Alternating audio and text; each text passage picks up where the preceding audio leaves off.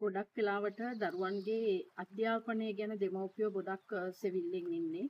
ඉතින් මේ දරුවන්ගේ අධ්‍යාපන කටයුතු වලට ගොඩක් බාධා සිදු වෙනවා සමහර දරුවන්ගේ. සමහර කාලවලදී දරුවෝ හොඳට අධ්‍යාපනය කරගෙන යනවා. අවුරුදු 10 12 පහ වුණාම ඒ දරුවන්ගේ අධ්‍යාපනය කඩාකප්පල් වෙනවා, නැත්නම් ඉච්චර උනන්දුවක් දක්වන්නේ නැහැ. මේකට ක්‍රම දෙකක් සිද්ධ වෙනවා. දරුවන්ගේ උප්පත්ති කේන්ද්‍රය බලවත් විය යුතුයි.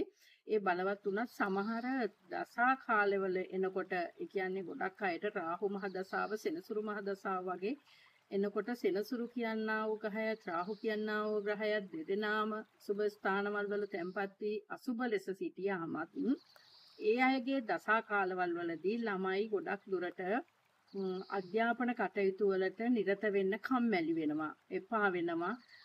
ඒ වගේම රාහු ග්‍රහයාගෙන ටිකක් දඩබ්බර ගතියක් ඇති වෙනවා දරුවන්ගේ.